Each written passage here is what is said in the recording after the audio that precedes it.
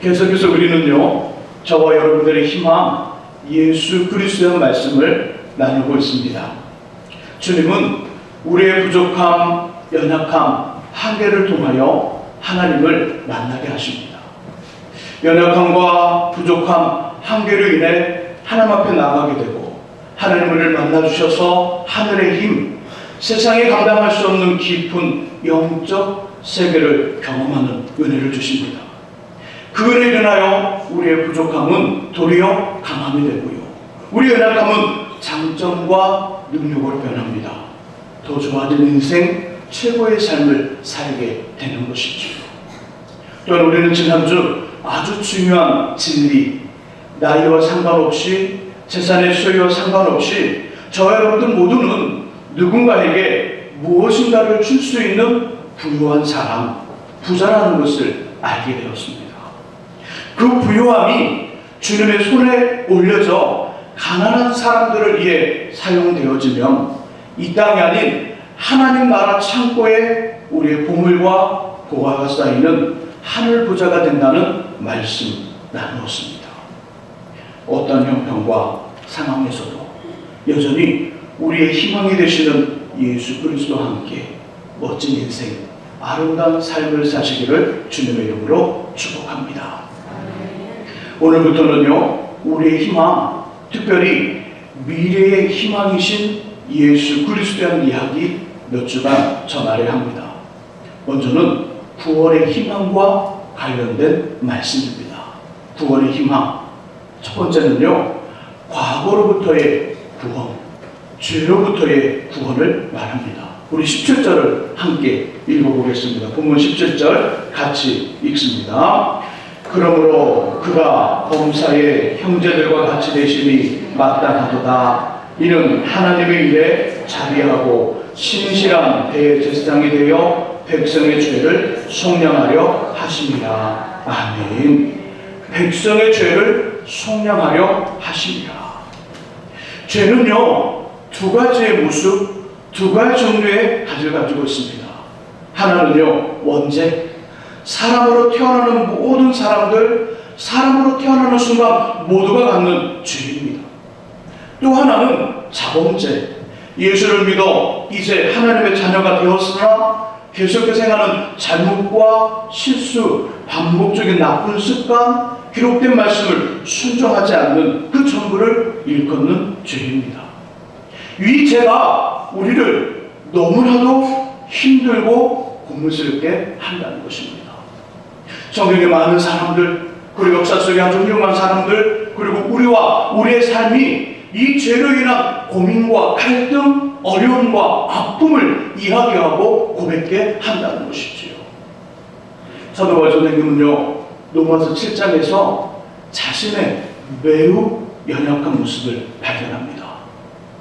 예수의 복음을 전하는 곳마다 전혀 낯선 사람들이 하나님의 자녀가 됩니다.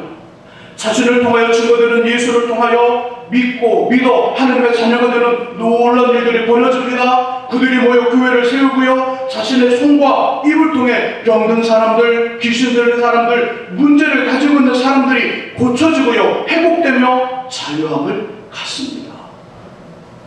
그런데요, 문제는 자신 안에 끊이지 않는 죄의 유혹이 있다는 것입니다.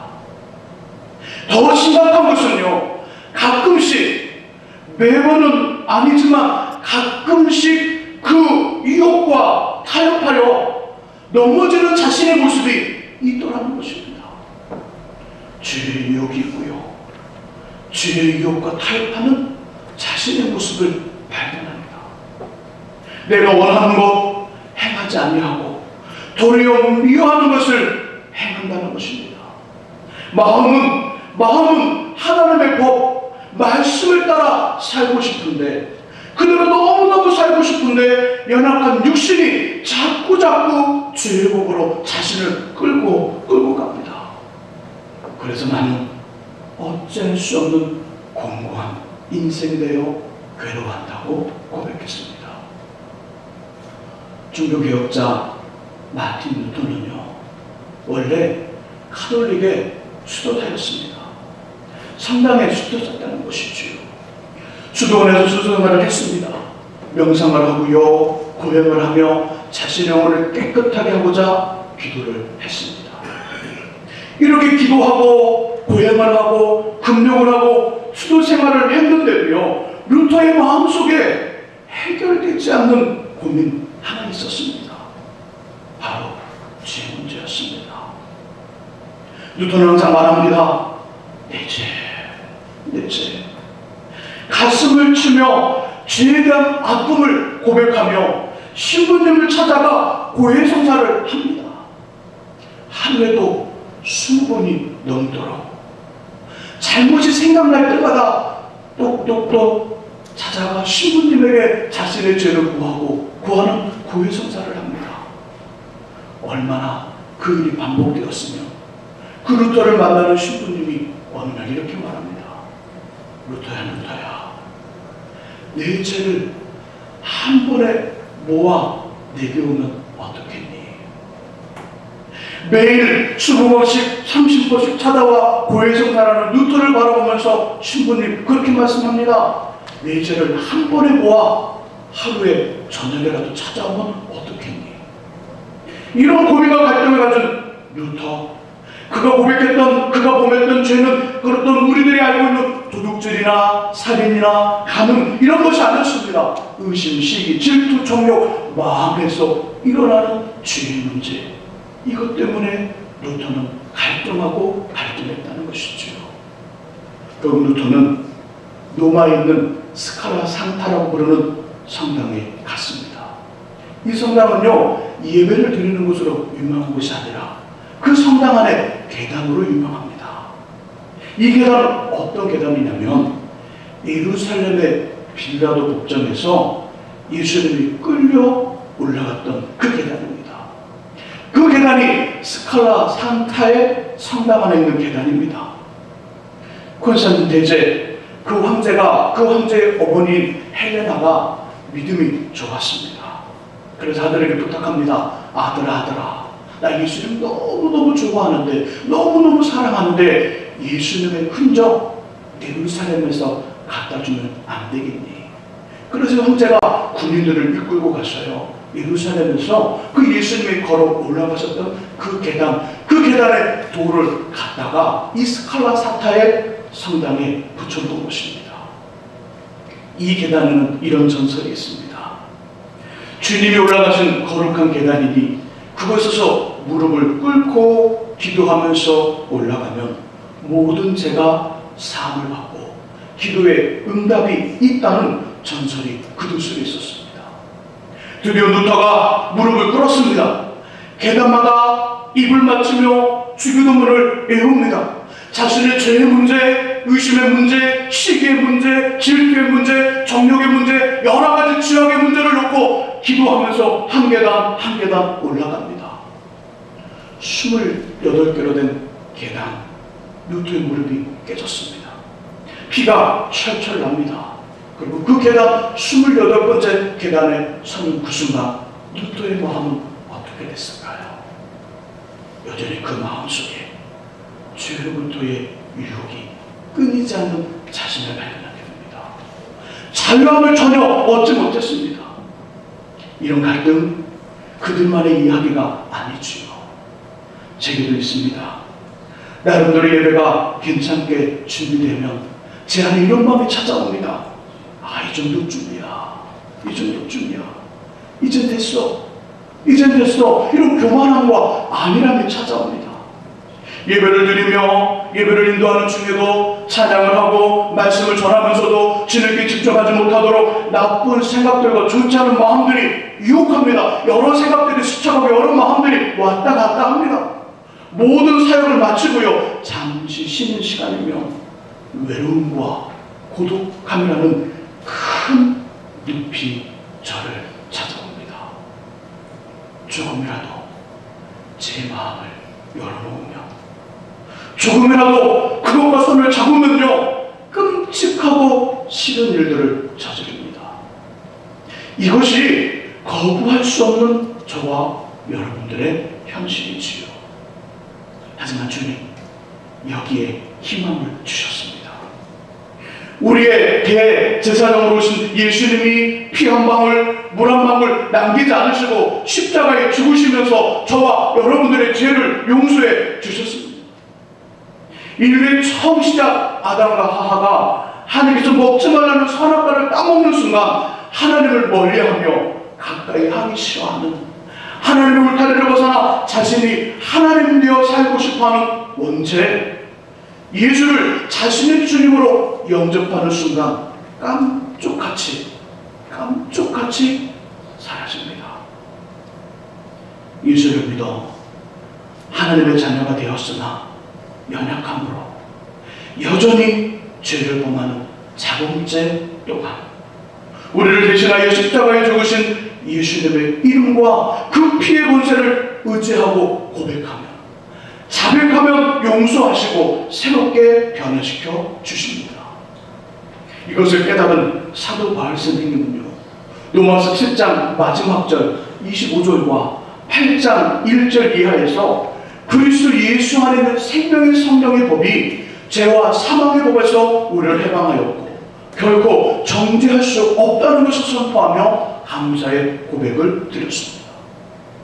해결되지 않는 죄 문제로 스칼라 상타의 돌계단을 무릎으로 올라갔으나 아무런 도움을 받지 못했던 마틴 루터는요, 로마서 말씀을 깊이 묵상하면서 맞아, 예수 안에 있는 용서와 생명의 은혜만이 인류가 가진, 우리가 가진 근본적인 죄의 문제를 해결한다는 것을 아는 후 오직 믿음으로, 오직 은혜로, 오직 말씀이라는 피치를 들고 종교개혁을 시작하여 부패한 로마 카톨릭에서 매일매일 주님과 함께 새로워진다는 프로테스탄트로 지금의 기독교를 회복하여 부활시켰습니다.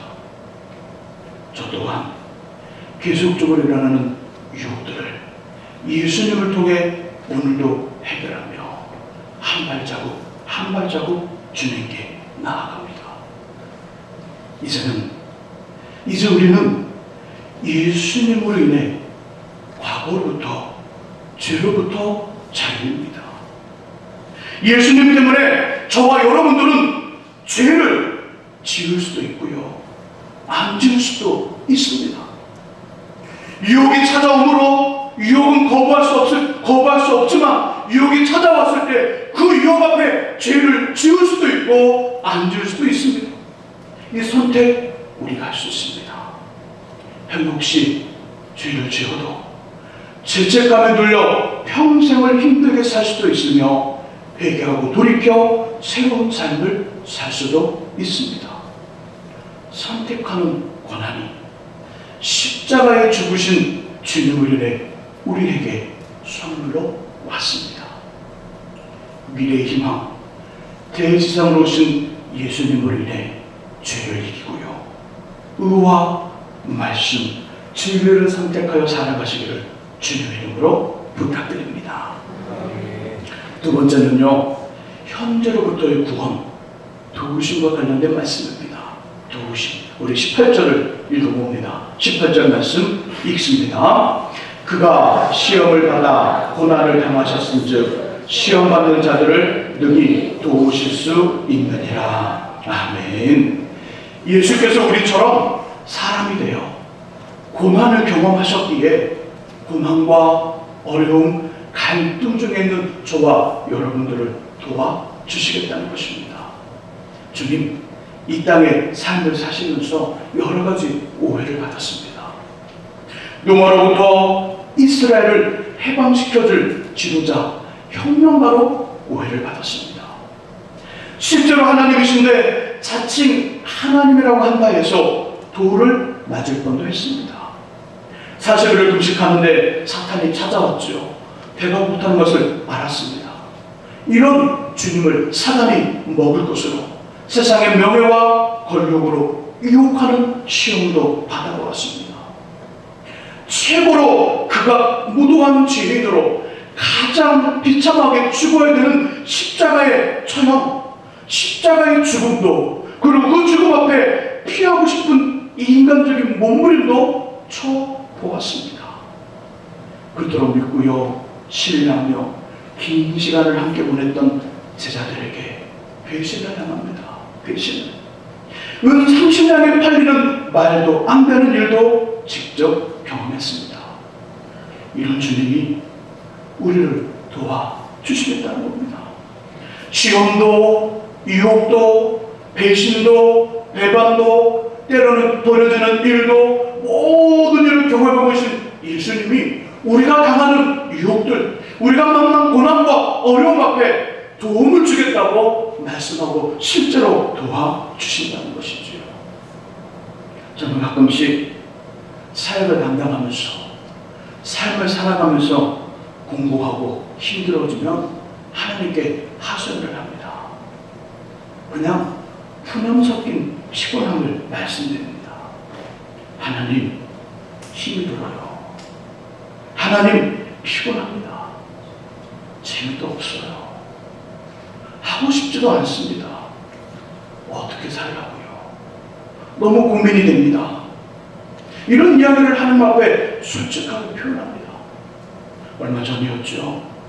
이 마음으로 주님 앞에 이야기를 나눕니다. 하나님, 제가 너무 힘이 들고 피곤하고 재미도 없고 진짜 뭐 없을까요? 이렇게 기도하는데 여기에 주님의 음성이 들려오기 시작합니다. 출급한 이스라엘 백성들, 그들의 이야기를 하고 계십니다. 그들이 40년의 광야의 삶을 살아갈 때 그들이 한 번이라도 먹을 것이 없어서 굶어 죽거나, 물이 없어 목이 말라 죽거나, 입을 옷이 없어 추워 죽었느냐. 40년이라는 광야의 삶을 살아갈 때 그들이 농사를 짓거나 창고를 만들어 저장하지 않았지만 충분한 먹을 것이 있었고 충분한 물이 있었으며 신발이나 옷이 헤어지지 않았다. 그들이 힘들고 그들이 어렵고 그들이 눈물을 흘렸던 이유는 먹을 것과 입을 것과 마실 것이 없어서가 아니라 나의 말을 순종하지 않았기 때문이다. 너도 마찬가지. 너의 삶을 붙잡고 너의 인생을 책임지며 너를 도와주는 나만을 바라보아라. 나만을 바라봐라. 주님만을 바라보라는 어떤 주님의 그 음성, 너를 도와주기를 원하고 도와주고 싶은 나를 바라봐라. 내가 너를 도와주리라. 그 음성이 들려옵니다. 시간이 가면 갈수록, 세월이 흐르면 흐를수록 제 안에 깨달아지는 것 있습니다. 목회와 사역은요, 저와 여러분들과의 갈등, 그리고 그 속에서 만들어지는 작품 분명합니다. 이거 아니라고 말할 수 없습니다. 하지만 그보다 더 근본적인 것 있습니다. 더 중요한 것 있습니다.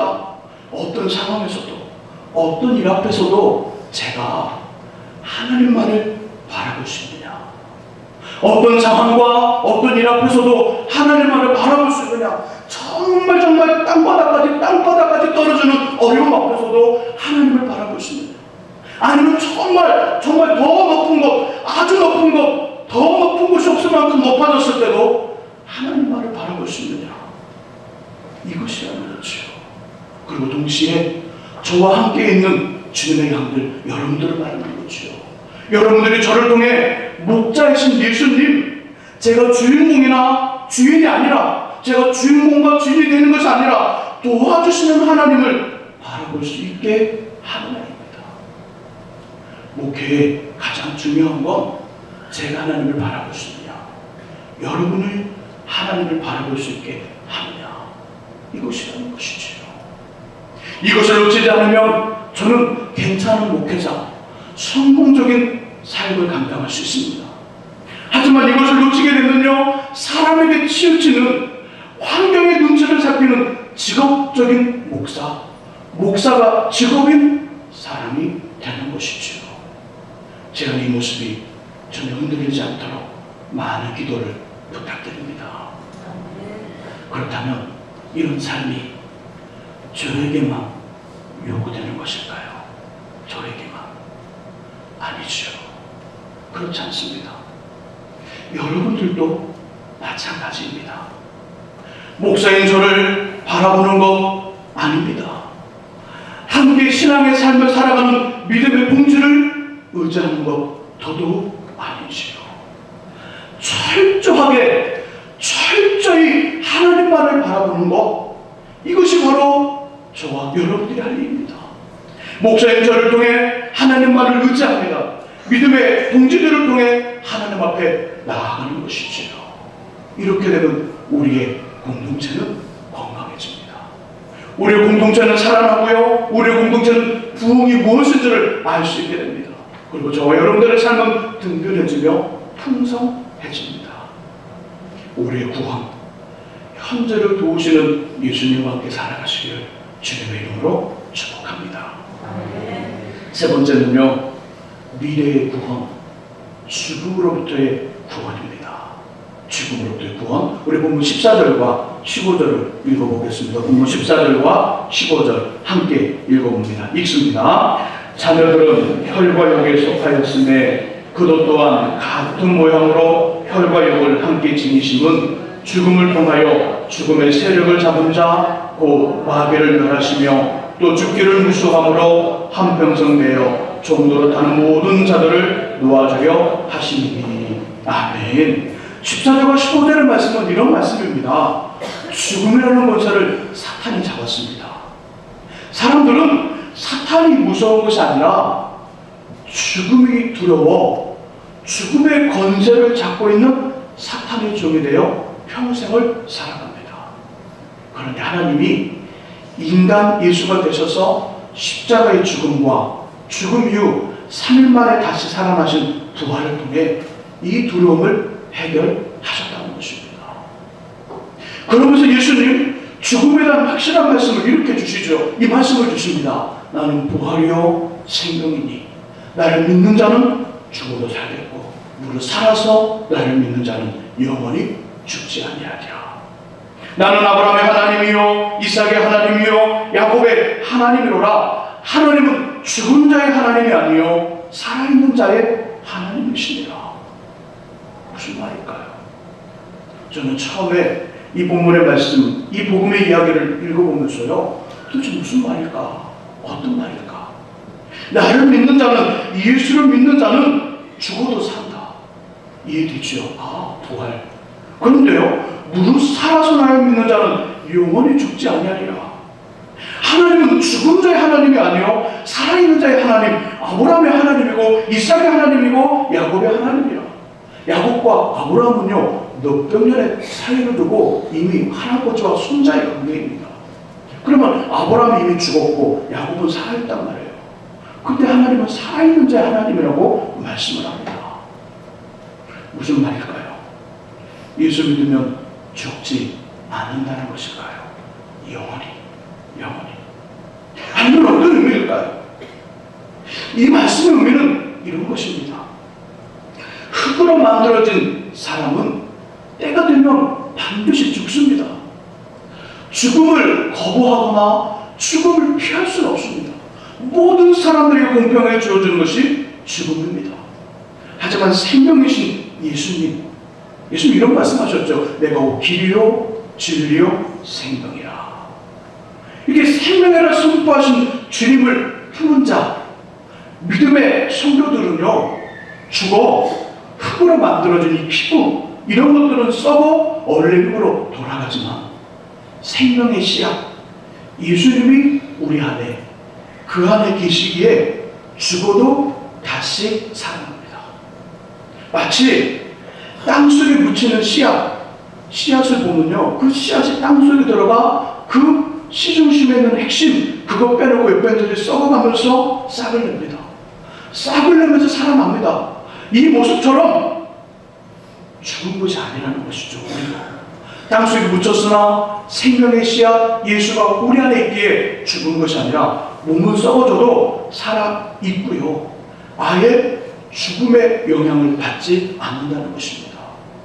무릇 살아서 나를 믿는 자는 영원히 죽지 아니하리라. 죽음의 권세하고 너희는 끝났다.